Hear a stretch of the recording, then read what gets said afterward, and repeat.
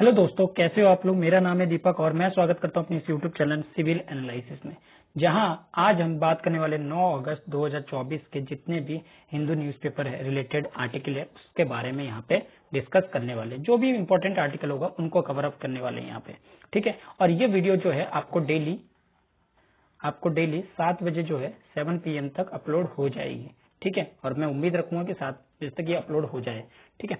चलिए स्टार्ट करते हैं सबसे पहले टॉपिक को। और टॉपिक स्टार्ट करने से पहले मैं बता दूं, अगर आप इस चैनल पे नए आए हैं तो इस चैनल को सब्सक्राइब कीजिए, इसको शेयर कीजिए और लाइक करना ना भूलिए अगर वीडियो अच्छी लगती है तो। और साथ में अगर आपको इसकी PDF चाहिए तो आप सिविल एनालिसिस जो है ग्रुप को ज्वाइन कर सकते हैं, टेलीग्राम ग्रुप को ज्वाइन कर सकते हैं, जहां पे आपको इसकी PDF हिंदी और इंग्लिश यानी कि दोनों में ही लिखे हुए हैं, आपको ये मिल जाएगी, ठीक है। तो चलिए स्टार्ट करते हैं।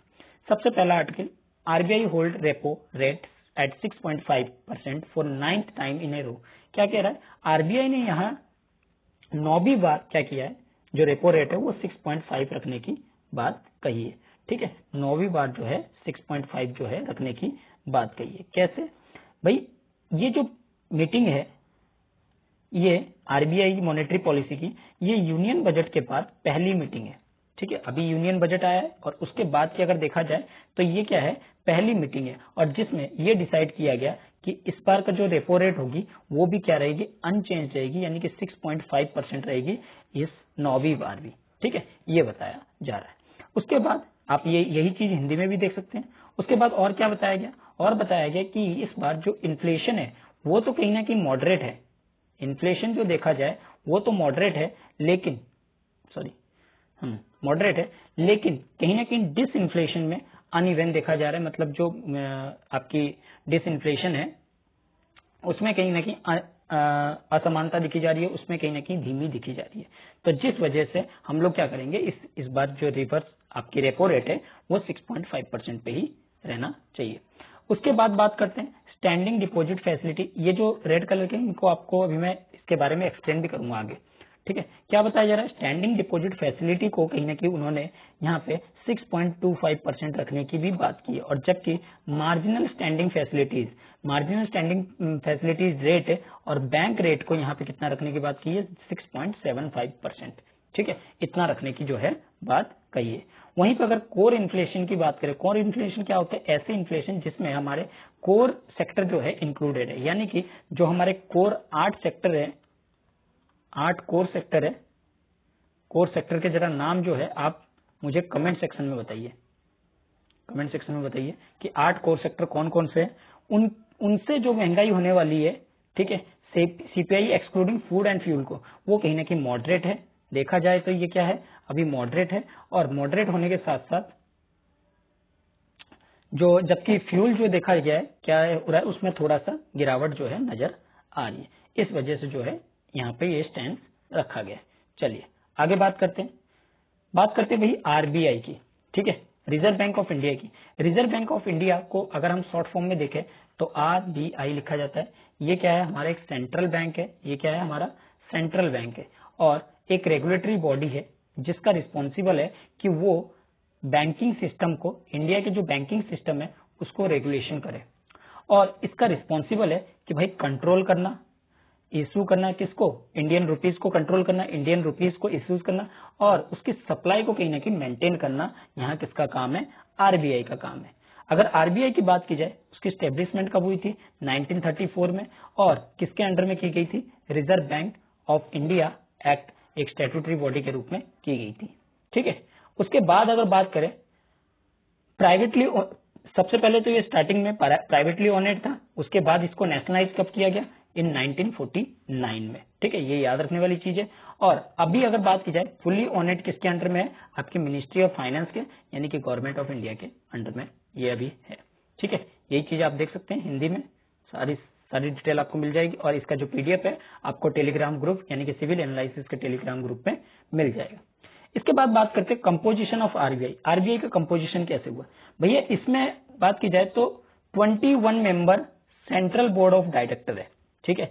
अगर पूरी बात की जाए ओवरऑल डायरेक्टर ऑफ RBI की, तो उसमें 21 मेंबर जो है वो सेंट्रल बोर्ड ऑफ डायरेक्टर है, जिसमें 1 governor, 4 deputy governor, 2 finance minister के रिप्रेजेंटेटिव और 10 जो है गवर्नमेंटल नॉमिनेटेड डायरेक्टर है।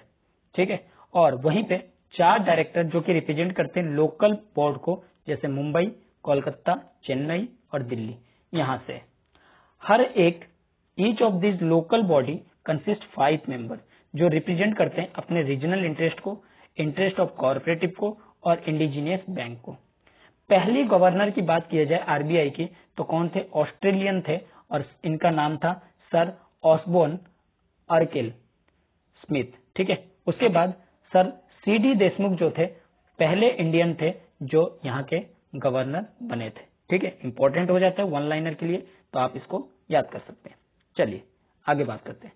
जैसे कि मैंने बताया था वहां पे मैंने कुछ रेड लाइन में मार्क किया था, आप देख सकते हैं यहाँ पे मैंने कुछ चीजें रेड में मार्क किए थे, तो उनकी डेफिनेशन के बारे में जानते हैं। सबसे पहले इन्फ्लेशन। इन्फ्लेशन क्या है?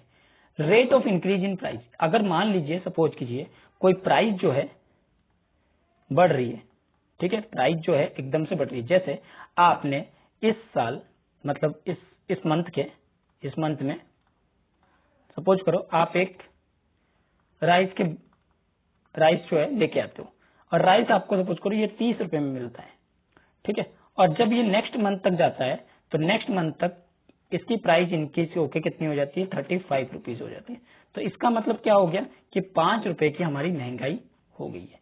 ठीक है, वो महंगाई किसी भी वजह से हो सकता है, चाहे वो भाई गवर्नमेंट पैसा ज्यादा पंप कर रही है इस वजह से, ठीक है, या फिर लोग जो है ज्यादा एक्सपेंडिचर कर रहे हैं जिसके वजह से, तो अलग अलग रीजन हो सकता है जिसके वजह से इन्फ्लेशन जो है बढ़ रही है, यानी कि महंगाई बढ़ रही है। तो क्या कहा जा रहा है कि rate of increasing price over given period encompasses board measures overall price increase and specific good specific service is called inflation।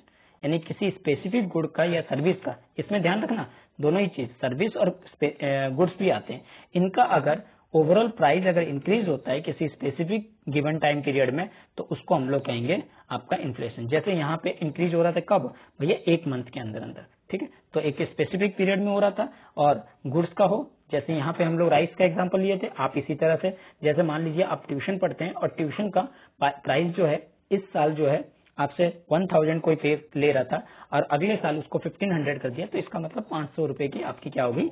महंगाई होगी। ठीक है, चलिए आगे बात करते हैं। स्टैंडिंग डिपॉजिट फैसिलिटी क्या है? एसडीएफ, शॉर्ट फॉर्म में कहे तो एसडीएफ। ये एक लिक्विडिटी विंडो है। ठीक है, लिक्विडिटी का मतलब क्या है? कितनी आसानी से आप पैसे को फ्लो कर सकते हो। ठीक है, जिसमें आरबीआई क्या करती है? काम करती है। क्या काम करती है कि RBI will give banks an option to park excess liquidity in it with it. क्या कहा जाता है कि भाई आरबीआई क्या करती है, अगर उनके देखता है कि पैसा ज्यादा किनके पास आ रहा है? बैंक के पास आ रहा है।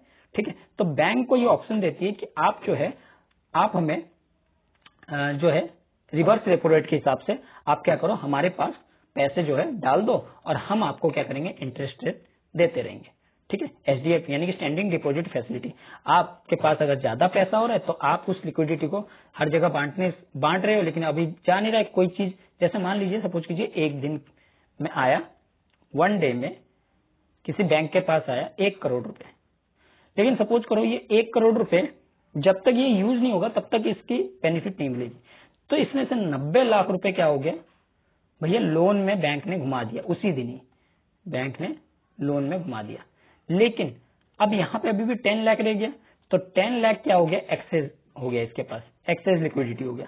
अब ये क्या करेगा कि भाई ये बैंक से बोलेगा, एक आरबीआई से बोलेगा कि भाई एक काम करो, तुम मेरे से 1 दिन के लिए 2 दिन के लिए जितने टाइम पीरियड के लिए हो उतने टाइम पीरियड के लिए वो क्या करेगा? उस पे पैसे को पार्क कर देगा। ठीक है, और ये जो होगा डिफरेंट होगा फ्रॉम रिवर्स रेपो फैसिलिटीज से। ठीक है, that is not require bank to provide collateral while parking fund. यहाँ कोलेटरल की जरूरत नहीं पड़ती है। कोलेटरल क्या होता है? आप जो गिरवी रखते हो ना कोई चीज, जैसे कि मान लीजिए आपने पैसा लेना हो तो आप क्या करते हो? आप कुछ गोल्ड जो है गिरवी रखते हो, तो वो क्या होता है? आपका कोलेटरल है। अगर मान लीजिए आपसे पैसा रिकवरी नहीं हुई तो इसका मतलब वो गोल्ड जो है बेच दिया जाएगा। तो यहाँ पे कोई भी बैंक के पास कोलेटरल जो है रखने की जरूरत नहीं है, वो एक्सेस फंड को दे सकता है। ठीक है, इसके बाद मार्जिनल स्टैंडिंग फैसिलिटी MSF एक मॉनेटरी पॉलिसी है, ठीक है। क्या है? एक मॉनेटरी पॉलिसी है, ठीक है, ध्यान रखना, एक मॉनेटरी पॉलिसी टूल है और इसका इस्तेमाल कौन करता है? ये सेंट्रल बैंक करता है, ठीक है। और उसके साथ जो भी सेंट्रल बैंक हमारा कौन है? RBI है, तो वो यूज करेगा। ये प्रोवाइड करता है फैसिलिटी किसको? शेड्यूल कॉमर्स बैंक को, यानी कि नॉर्मल जो हमारे आसपास के बैंक होते हैं शेड्यूल कॉमर्स बैंक होते हैं, ठीक है। आसपास नहीं, ये नहीं कि ग्रामीण बैंक हो सकते हैं, ऐसे नहीं। जो हमारे जैसे कैनरा बैंक हो गया, पंजाब नेशनल बैंक हो गया, ठीक है, बैंक ऑफ बड़ौदा हो गया, ये सारे, तो ये शेड्यूल कॉमर्स बैंक होते हैं टू बोरो फंड ओवरनाइट, यानी कि एक रात के लिए अगर इनको पैसा चाहिए होता है तो क्या करते हैं? ये एक रात के लिए, मान लीजिए इनका जो है टाइम पीरियड 12 बजे तक। अब 12 बजे में इनकी जो, क्योंकि कुछ स्टॉक जो है इनके पास रखना पड़ेगा, ठीक है, मतलब इनको कुछ स्टॉक जो है अपने पास इकट्ठा करके रखना पड़ेगा, यानी कि इनको लाइबिलिटी के फॉर्म में या कुछ भी फॉर्म में इनको रखना पड़ेगा। तो क्या करते हैं? जैसे मान लीजिए इनके पास डिफरेंस आ गया, 2 लाख का डिफरेंस आ गया कि भाई इस टाइम पे जो है रात के 12 बजे जो है अपडेट होगा तो सिस्टम, तो उसमें कहीं ना कहीं 2 लाख की कमी पड़ जाएगी। तो वो 2 लाख की कमी को पूरा करने के लिए वो क्या करेंगे कि भाई जो गाइडलाइंस है, गाइडलाइन के हिसाब से 2 लाख रुपए कमी पड़ रहा है, तो गाइडलाइंस को कंप्लीट करने के लिए वो क्या करेंगे? यहाँ पे ओवरनाइट बोरोइंग करेंगे, ठीक है, ओवरनाइट बोरोइंग करेंगे। किसके खिलाफ? अगेंस्ट गवर्नमेंट सिक्योरिटी, यानी कि उनके पास गवर्नमेंट सिक्योरिटी होगा, उस गवर्नमेंट सिक्योरिटी को देके वो क्या करेंगे? ओवरनाइट बोरोइंग करेंगे। और ये मैकेनिज्म केवल अलाउ है बैंक को, जिससे कि वो बोरो कर सकते हैं additionally fund when they face shortage of liquidity, जब लिक्विडिटी की शॉर्टेज हो उस टाइम पे क्या कर सकते हैं? ये एडिशनली फंड जो है ले सकते हैं, ठीक है, एक स्टैट्यूटरी रिक्वायरमेंट है। चलिए आगे बात करते हैं।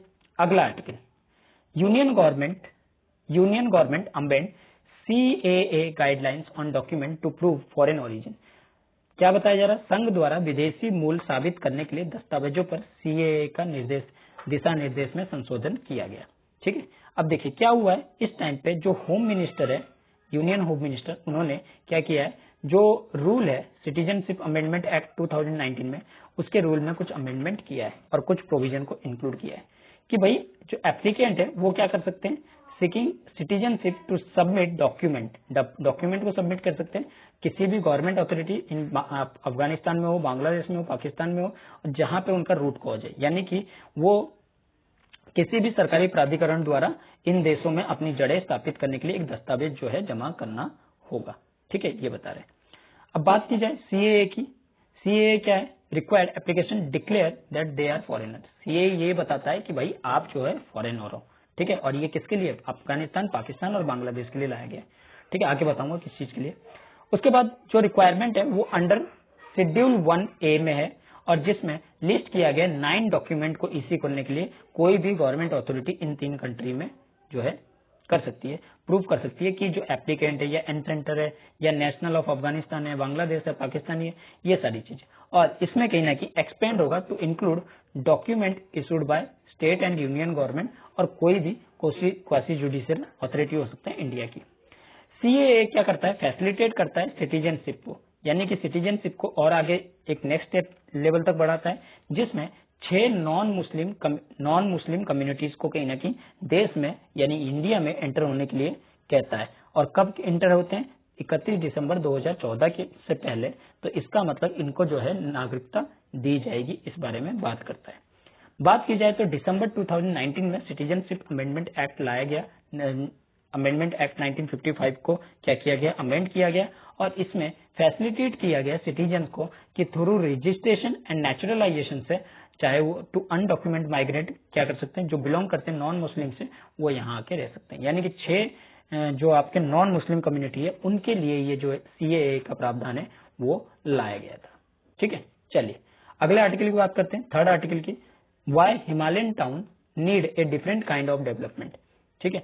हिमालय शहर को एक अलग तरह के विकास की क्यों आवश्यकता है? देखिए अगर बात करें हिमालय रेंज की, यहाँ पे कहीं ना कहीं एडुकेट फंड और रिसोर्सेस कहीं ना कहीं इसके सिविल इश्यूज को देख सकता है। क्या भारतीय श्रृंखला में शहरी के पास नागरिक मुद्दों और प्रतिबंध के लिए पर्याप्त धन और संसाधन है? क्या हम जो ये फंड दे रहे हैं या रिसोर्सेज दे रहे हैं, क्या उतना लिमिटेड, उतना सही है कि भाई एक हिमालयन रेंज के लिए उसको मैनेज करने के लिए, वहां की इश्यूज को मैनेज करने के लिए। तो इसके लिए ये आर्टिकल जो है लाया गया। क्या कह रहा है, द इंडियन हिमालयन रेंज, जिसमें 11 स्टेट आते हैं और 2 यूनियन टेरिटरी आते हैं, ठीक है। और यहाँ पे कहीं ना कहीं 10 साल से देखा जाए तो अर्बन ग्रोथ हो रही है और मोर देन 40% ग्रोथ हो चुका है 2011 टू 2021 के बीच में। और यहाँ पे देखा जाए तो टाउन एक्सपेंडेड कर रहे हैं और बहुत ज्यादा अर्बन सेटलमेंट भी यहाँ डेवलपमेंट हो रही है। तो इससे प्रॉब्लम क्या हो रही है भैया, अच्छी बात है, लेकिन यहाँ पे प्रॉब्लम हो रही है जैसे सिटीज वगैरह, श्रीनगर, गुवाहाटी, शिलोंग, शिमला, ये कहीं ना कहीं स्मॉलर टाउन है और यहाँ सिग्निफिकेंटली चैलेंज जो है वो है मैनेजिंग सैनिटेशन, कि आप सैनिटेशन को किस तरह से मैनेज करोगे, सॉलिड और लिक्विड वेस्ट को किस तरह से मैनेज करोगे, वाटर को कैसे मैनेज करोगे, यानी कि वाटर निकलने का रास्ता नहीं है, सैनिटेशन या सॉलिड वेस्ट लिक्विड को निकलने का रास्ता नहीं है। यहाँ जो प्लानिंग इंस्टीट्यूशन है इन स्टेट्स में वो कहीं ना कहीं फेल हो रहे हैं। और इनका फेल होने का रीजन क्या है, कि इनका रीजन है कि भाई इनका जो मॉडल है वो कहीं ना कहीं कॉपी करता है किस चीज को, प्लेन एरिया को, और only limited capacity to implement this plan, और इनके पास जो कैपेसिटी है वो भी लिमिटेड है, जिसके वजह से ये क्या हो रहे हैं, फेल हो रहे हैं। जो गवर्नमेंट है ये इन सिटीज की, वो कहीं ना कहीं short of the human resources almost 75%, यहाँ की ह्यूमन रिसोर्सेज कहीं ना कहीं शॉर्ट है लगभग 75%। तो क्या बता रहे हैं और आगे, सिटी कंटिन्यू कहीं ना कहीं एक्सपेंड कर रहा है और इनके चारों तरफ ही, पेरिफेरल का मतलब क्या होता है, जैसे कि मान लीजिए ये शहर है, इसके चारों तरफ भी कहीं ना कहीं जो शहर के चारों तरफ भी फैलते जा रहे हैं, ठीक है, इसको कहते हैं हम लोग पेरिफेरल। और इंक्रोचमेंट हो रहा है कॉमन विलेज में, जैसे श्रीनगर, गुवाहाटी जो है एग्जाम्पल है इस तरह के एक्सपेंशन में, ठीक है। और यहाँ लगातार ओपन स्पेस, फॉरेस्ट लैंड और वेस्ट लैंड को कहीं ना कहीं प्लंडरिंग किया जा रहा है, यानी कि बर्बाद किया जा रहा है। अगर श्रीनगर की बात करें, जो लैंड यूज है, लैंड यूज जो है वो कहीं ना कहीं यहाँ चेंज हो रहा है और कब से 2000 से लेकर 2020 के बीच में देखा गया है 75.58% का यहाँ इंक्रीमेंट हुआ है। वाटर बॉडीज की बात करें तो वाटर बॉडीज भी लगभग 25% जो है इरोड हो चुके हैं और इसमें 90.36 स्क्वायर किलोमीटर से जो है वो हुआ है, कितने से 14.44 स्क्वायर किलोमीटर से ये 19.36 स्क्वायर किलोमीटर तक पहुंच गया है। ये जो एरिया है कहीं ना कहीं यहाँ पे सबसे ज्यादा रियल एस्टेट की बिल्ड हुआ है, ठीक है, और ये इंक्रीज कितना हुआ है 34.53 स्क्वायर किलोमीटर से लेके 60.63 स्क्वायर किलोमीटर तक, यानी कि 13.35% से लेकर 23.45% का म्युनिसिपल एरिया में इंक्रीमेंट हुआ है। और लगभग 90% ऑफ लिक्विड वाटर कहीं ना कहीं एंटर होती है वाटर बॉडीज से और बिना ट्रीटमेंट के एंटर होती है, जिसके वजह से ज्यादा नुकसान होता है, ठीक है। तो ये सारी चीजें हैं। तो ये क्यों होता है, वाई दिस हैपनिंग। देखिए, अगर हम इंडियन हिमालय रेंज की बात करें, यहाँ पे कहीं ना कहीं प्रेशर जो हो रही है इंक्रीज हो रही है, किस चीज का प्रेशर, अर्बनाइजेशन का, डेवलपमेंट का, ठीक है, हाई इंटेंसिटी टूरिज्म का, अनसस्टेनेबल इंफ्रास्ट्रक्चर का, रिसोर्सेस यूजेस का, ठीक है, और उसके साथ साथ क्लाइमेट वेरिएशन भी कहीं ना कहीं देखने को मिल रहा है, जैसे कि चेंजिंग प्रेसिपिटेशन, यानी कि बरसात का जो पैटर्न है वो चेंज हो रहा है, टेम्परेचर यहाँ राइज हो रहा है इस वजह से, ठीक है। तो किस तरीके के प्रॉब्लम अभी झेलने को मिल रहे हैं, परेशान कर रहे हैं, तो भैया यहाँ water scarcity, deforestation, land regulation, biodiversity losses, increasing pollution या प्लास्टिक्स वगैरह इंक्रीज होना, तो ये सारे प्रॉब्लम कहीं ना कहीं देखने को मिल रहे हैं। इसका इम्पैक्ट क्या हो रहा है, इम्पैक्ट कहीं ना कहीं ये जो प्रेशर है इसका पोटेंशियली डिस्टर्ब करता है हमारी लाइफ्स को, लाइवलीहुड को, और इम्पैक्ट कर रहा है हमारे socio ecological fabric of Himalayan range को, ठीक है, ये सारी चीजें। अब चेंजेस क्या होने चाहिए, अगर हम कुछ फ्यू डिकेड्स में देखें, जो टूरिज्म है इंडियन हिमालय रेंज की, वो कंटिन्यूसली एक्सपेंड हो रहा है और डाइवर्सिफाई हो रहा है। क्यों, क्योंकि यहाँ एंटिसिपेटेड एनुअल ग्रोथ हो रहे हैं, कब से 2013 से लेकर 2023 के बीच में 7.9% का ग्रोथ हुआ है। अगर हम अभी के टूरिज्म की बात करें जो इंडियन हिमालय रेंज की, वो अक्सर रिप्लेस करते इको फ्रेंडली इंफ्रास्ट्रक्चर को, किससे, इनएप्रोप्रिएट, अनसाइटली एंड डेंजरस कंस्ट्रक्शन से, और पुअरली डिजाइन होते हैं यहाँ के रोड, और इनएडुकेट होते हैं सॉलिड वेस्ट मैनेजमेंट, और जो कि लीड करते हैं किसके, लॉस ऑफ नेचुरल रिसोर्सेज को, और साथ ही साथ बायोडाइवर्सिटी को डैमेज करते हैं, इकोसिस्टम सर्विस को खराब करते हैं।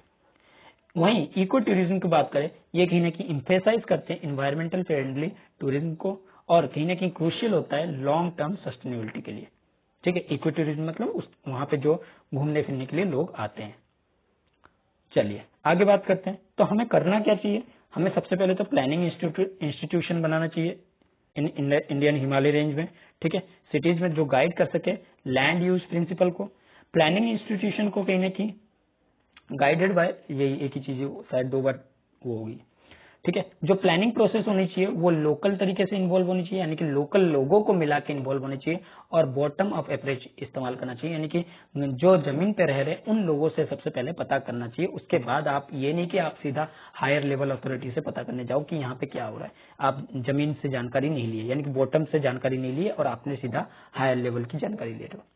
कंसल्टेंट ड्राइवन अर्बन प्लानिंग होनी चाहिए, यानी कि लोगों से कंसल्टेट किया जाए, यहाँ से पूछा जाए कि किस तरीके से है या नहीं है, और सारी साइंटिफिक चीजों का यूज करके कहीं ना कहीं बनाया जाए, ठीक है। नहीं तो फिर यह हालत जो हो जाएगी आपको पता है कि जमीन धंसने की स्टार्ट हो जाएगी, ठीक है। तो अर्बन डिजाइन किस तरह से क्लाइमेट रेजिलियंस को बनाए रख सके, क्लाइमेट रेजिलियंस के जो जिस तरह से क्लाइमेट चेंज हो रहा है उसको कहीं ना कहीं उस हिसाब से हमें अर्बन डिजाइन जो है बनाना चाहिए। यहाँ फाइनेंस कमीशन की बात की है, जिसमें सेपरेट चैप्टर जो है अर्बन फाइनेंस को बताया गया है हिमालय रीजन में, और high cost of urban service और लैक ऑफ इंडस्ट्रियल कॉरिडोर के कारण से this town place unique financial situation, यानी कि इनको फाइनेंशियल सिचुएशन का सामना भी करना पड़ रहा है, क्योंकि यहाँ पे इंडस्ट्रियल कॉरिडोर तो है नहीं, अर्बन सर्विस इतना ज्यादा है नहीं, हाई कॉस्ट है, और इंडस्ट्रियल कॉरिडोर जो है वो भी हाई है, ठीक है, लैक है, तो इसके वजह से इनको यूनिक फाइनेंशियल सिचुएशन देखने को मिल रहा है। अगर बात की जाए इंटर गवर्नमेंटल ट्रांसफर की, तो जो सेंटर कहीं ना कहीं लोकल बॉडीज को ट्रांसफर करता है, और जिसमें लगभग 0.5% कहीं ना कहीं जीडीपी मिलता है, इसको कहीं ना कहीं इंक्रीज करना चाहिए, एटलीस्ट कम से कम 1% तो इंक्रीज करे, और हिमालय जो टाउन्स है उनको कहीं ना कहीं वाइड कन्वर्सेशन करना चाहिए अबाउट सस्टेनेबिलिटी पे, और फोकस करना चाहिए अर्बन फ्यूचर्स पे, उनको रोबस्ट करना चाहिए, इकोसेंट्रिक प्लानिंग प्रोसेस करना चाहिए, और पब्लिक की पार्टिसिपेशन यहाँ पे कहीं ना कहीं बढ़ानी चाहिए, ठीक है। चलिए आगे बात करते हैं। No clinical trial for drugs approval in selected nation. यहाँ पे क्या बताया कि सेंटर ने डिसाइड किया कि वो जो ड्रग मेकर्स होते हैं ना, जो आउटसाइड इंडिया में होते हैं, उनको और ज्यादा एक्सेसिबल बनाने के लिए और अफोर्डेबल बनाने के लिए कहाँ पे, आपके लोकल मार्केट में।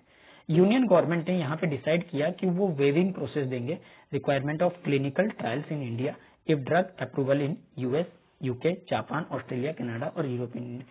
तो क्या बताया कि अगर कोई चीज केंद्र सरकार ने ये बताया कि यूएस, जापान, ऑस्ट्रेलिया, कनाडा में दवाइयों को अगर मंजूर मिलने पर भारत ने नैदानिक परीक्षण, यानी कि जो टेस्टिंग वगैरह होता है, क्लिनिकल ट्रायल वगैरह होते हैं, उसकी आवश्यकता को खत्म करने का निर्णय लिया है, ठीक है। इस तरह से बताया गया, मतलब वेविंग देने को कहा है। चलिए आगे बढ़ते हैं। क्या बताया, गवर्नमेंट ने यहाँ स्पेसिफाइड किया सेट ऑफ 5 कैटेगरी, 5 कैटेगरी में बनाया, जिसमें नई ड्रग्स को कहीं ना कहीं कंसिडर किया जाएगा, किसमें, इंडियन मार्केट में। यानी कि आप एक बार जापान, ऑस्ट्रेलिया में चेक कर लिए तो इसका जरूरी नहीं है कि भैया इंडिया में क्लिनिकल ट्रायल करो, इसको खत्म करो भैया, क्यों इतना पैसा बर्बाद करना। तो अगर आपको जापान, ऑस्ट्रेलिया इन कंट्री ने आपको अप्रूवल दे लिया है, तो मतलब यहाँ पे आप लोगों ने टेस्टिंग किया होगा तभी तो, ठीक है। तो इसके वजह से आप भाई जरूरी नहीं है कि क्लिनिकल ट्रायल इंडिया में भी करो, ठीक है। और लोकल मार्केट में कहीं ना कहीं इस ड्रग को ट्रायल भी नहीं करने की जरूरत है, तो इसका मतलब इतना पैसा खर्च करने की जरूरत नहीं है, रिसर्च एंड डेवलपमेंट है, और आप दवाइयां बेच सकते हो। इंपॉर्टेंस ऑफ रेयर डिजीज क्या है, drugs for rare disease gene cellular therapy product होते हैं। नई ड्रग्स कहीं ना कहीं यूज किए जाते हैं पेंडेमिक सिचुएशन में, अगर जो इंपॉर्टेंट है रेयर डिजीज के लिए। न्यू ड्रग्स अगर आएगा तो कहीं ना कहीं उसका स्पेशल डिफेंस पर्पज के लिए यूज किया जाएगा।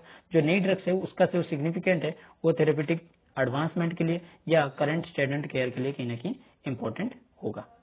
अगर ऑर्डर की बात की जाए, ऑर्डर इशू किया गया किसके द्वारा, भैया रेगुलेटरी एजेंसी, जिसको हम लोग CDSCO कहते हैं, यानी कि central drug standard control organisation, ठीक है, रेगुलेटरी एजेंसी है। और यूनियन गवर्नमेंट ने इसको ऑथराइज किया है कि वो एग्जेम्प्टेड करे लोकल क्लिनिकल ट्रायल को, जो कि अप्रूव कर दी जाती है इसमें अंडर रूल 101 के अंदर में। गवर्नमेंट रूल क्या कहता है, एज पर रूल 101 ये रूल कहता है कि नई ड्रग या क्लिनिकल ट्रायल रूल 2019 कहता है सेंट्रल लाइसेंसिंग अथॉरिटी को with approval of union government, यानी कि आपको एक सेंट्रल लाइसेंस अथॉरिटी और उसके साथ साथ अप्रूवल चाहिए किसका, यूनियन गवर्नमेंट का, और एक स्पेसिफिक ऑर्डर के द्वारा किया जाएगा। द नेम ऑफ कंट्री लिखा जाएगा और टाइम पे उसको कंसिडर किया जाएगा और वेव किया जाएगा कि भाई आप क्लिनिकल ट्रायल जो है रहने दो और आपके जो है अप्रूवल की गई है, ठीक है, और इसको जोड़ा गया chapter 10 of grant permission of conduct clinical trial under chapter 5।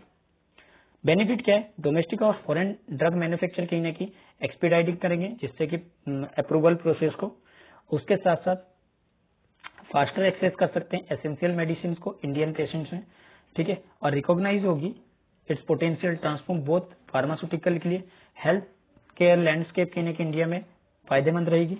Inclusion किया जाएगा स्पेसिफिक कैटेगरी जैसे कि ऑर्फन ड्रग्स को, रेयर डिजीज के लिए, जीन के लिए, सेलुलर थेरेपी प्रोडक्ट के लिए। जो नई ड्रग है उसका इस्तेमाल अगर की जाए तो पेंडेमिक सिचुएशन में किया जाता है, और स्पेशल डिफेंस पर्पज में या नई ड्रग के सिग्निफिकेंस जो है थेराप्यूटिक वो एडवांस करती है करंट स्टैंडर्ड केयर के लिए, और एड्रेस करेगी हमारी क्रिटिकल और अनमेटेड मेडिकल नीड्स, यानी कि जो जरूरत चीजें हैं और अनक्रिटिकल टाइम पे ये कहीं ना कहीं एड्रेस करेगी, क्रिटिकल टाइम पे एक्सेलेरेट करेगी, एक्सेस करेगी इनोवेशन थेरेपी को, जिसमें जो कि इंडिया के पेशेंट्स होंगे उनको एक्सेलेरेट करने का काम करेगी। चलिए आगे बात करते हैं।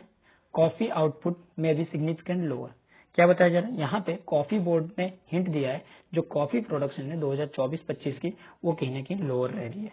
इसके पीछे रीजन क्या है, लॉस ऑफ प्लांट्स का लॉस होना, बेरीज ऑन हाई टेम्परेचर होना, हैवी रेनफॉल होना, लैंडस्लाइड होना कॉफी जो हार्टलैंड है उन एरिया में, ठीक है। कुछ फैक्ट्स की बात कर लेते हैं। यहाँ कर्नाटका की अगर बात की जाए 70% जो है कर्नाटका ही कहीं ना कहीं टोटल कॉफी प्रोडक्शन करता है। केरल की अगर बात करें वो सेकंड लार्जेस्ट प्रोड्यूसर है और यहाँ पे उसका कंट्रीब्यूशन 23% है। वहीं वायनाड की बात करें तो वहां पे 200 एकड़ का लैंड जो है अंडर कॉफी कल्टीवेशन है, वो कहीं ना कहीं खराब हो चुका है, किसके वजह से, लैंडस्लाइड के वजह से, ठीक है। तो ये था आपका आज का न्यूज आर्टिकल और जिसको हमने कवर कर लिया है। तो आई होप कि आपको ये न्यूज आर्टिकल जो है क्लियर हुआ होगा। अगर आर्टिकल अच्छा लगा है तो इस वीडियो को लाइक कीजिए, अपने दोस्तों के साथ शेयर कीजिए और सब्सक्राइब करना ना भूलिए। Thank you.